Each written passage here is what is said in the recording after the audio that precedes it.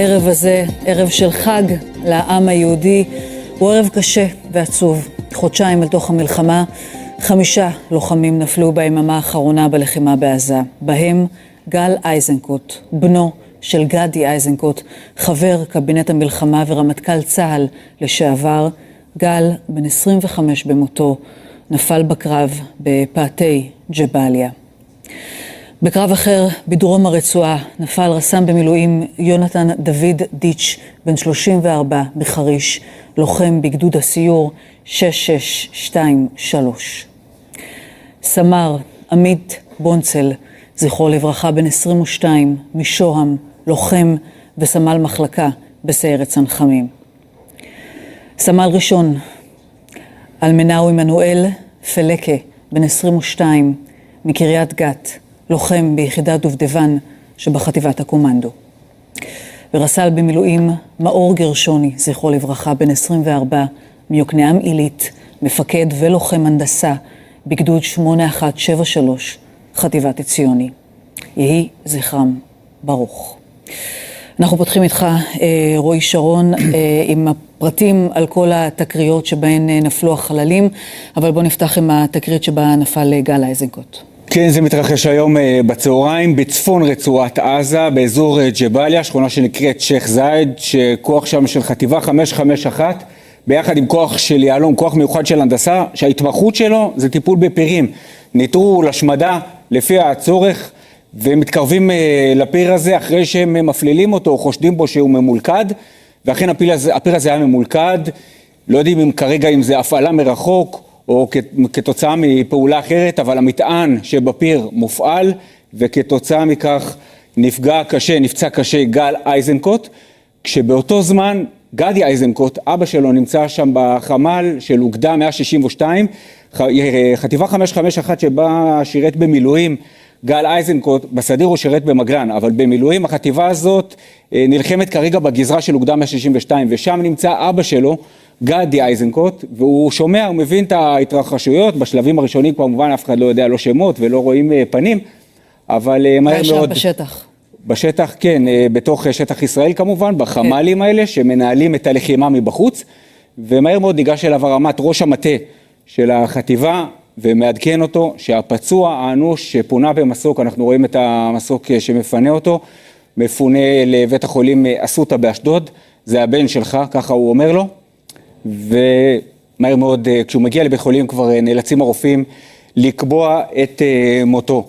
גל איזנקוט שירת במגלן, הוא התחיל בשייטת ואז עבר למגלן. אחת התמונות שאנחנו רואים היום זה מפגש בין גדי לבין גל כשגדי איזנקוט היה רמטכ"ל. הנה זאת התמונה, נפגשים בתרגיל אוגדה של אוגדה 98, והיום נפל בקרב בצפון רצועת עזה, כשצריך לזכור שיש עכשיו עשרות אלפי משפחות שלא ישנות בלילה כבר כמעט חודשיים, כי הבן שלהם, הבעל שלהם, בן זוג, גם בת זוג מדי פעם, נלחמים בתוך שטח הרצועה, ואחת המשפחות האלה היא גם משפחת איזנקוט, כשהאבא יושב בקבינט המלחמה המצומצם, ומרים את האצבע ושולח את הכוחות לתמרן בתוך שטח רצועת עזה, כשהוא מכיר את הלחימה אחרי עשרות שנים של שירות, והוא יודע בדיוק מה הסיכונים, והוא מכיר את המחירים, והוא שולח את החיילים להילחם בתוך שטח רצועת עזה. הוא יודע שהוא שולח את הבן שלו לסכן את החיים. זה החינוך של משפחת איזנקוט, זה מה שהוא ספג בבית, גל איזנקוט, ששילם היום את המחיר הכבד, משפחת איזנקוט, בקרב על הגנת מדינת ישראל. כן, וצריך לומר, שולח את הילדים שלו, ולא בפעם הראשונה למלחמה, ולא בפעם הראשונה, ואנחנו רואים ירי עכשיו לעבר הצפון, בזמן שאנחנו מדווחים. אנחנו נדבר בהמשך גם איתך, רועי, על מה שקורה בצפון. זו גזרה שנמשכת הלחימה גם בה. אנחנו מיד ננסה להתעדכן באזעקות האלה ברמת הגולן בדקות האחרונות. זה היה יום שבו גם נהרג אזרח בצפון מפגיעה של טיל נ"ט שירה חיזבאללה. זה קרה באזור מתת. אנחנו מיד נתעדכן גם בירי הזה בדקות האחרונות.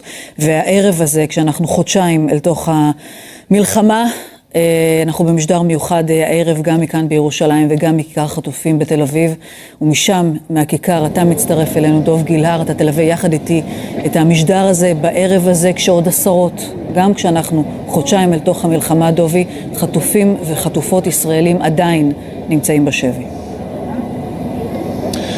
נכון טלי, חודשיים ימים בדיוק לאירוע שבעצם שם אין לנו מספיק מתאים לו, מתקפת טרור בוודאי, שבת שחורה ללא ספק, יום שואה היו כאלה שהרחיקו לכת, אולי פשוט 7 באוקטובר שזה ציון זמן מצמרר להזוועות שהתרחשו בו. כ-1200 נרצחו ונהרגו באותה שבת, בבארי, בניר עוז, כפר עזה, אופקים, שדרות ועוד רבים מיישובי העוטף. אלפים נפצעו במחדל הקשה בתולדות המדינה, 240 נחטפו לרצועה. ישראל התעשתה, היא גייסה את המשאבים האזרחיים והצבאיים, את החומר האנושי יוצא הדופן שבה, שיצא להחזיר מלחמה שערה, מלחמת קיום, והוא משלם במיטב בניו בחזית הלחימה גם בעצם היום הזה. בשעות האחרונות הדליקו גם ברצועת עזה נר ראשון של חנוכה וממשיכים לגרש את החושך. ולמרות השחרור של למעלה מ100 חטופים, נשים, ילדים, שחרדנו לגורלם גם בערב הזה כאמור 138 מיקירינו בידי חמאס.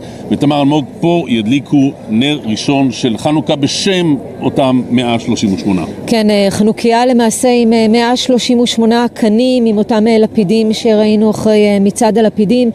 נר ראשון אומרים שהחיינו, רוצים כולם שהם כבר יגיעו לכאן ויהיו כאן עוד בחנוכה הזה. אז מה צפוי כאן הערב בהדלקת הנרות הזאת בכיכר החטופים? גם שגריר ארצות הברית שאמור להגיע לכאן ולהשתתף בטקס הזה, ומי שידבר כאן הוא עמית שני. עמית שני הוא רק בן 16, הוא שוחרר משבי חמאס אחרי שהיה שם ימים ארוכים, הוא נחטף מבארי, ועכשיו, כמה ימים אחרי שהוא חוזר הביתה, הוא צפוי לדבר כאן הערב. יהיו גם נציגי צעירי קיבוץ כפר עזה, שגם הם ידברו כאן ויקראו לשחרור המהיר והדחוף של החטופות והחטופים. מקווים לאור ולניסים כבר בחנוכה הזה. סור החושך יותר מתמיד.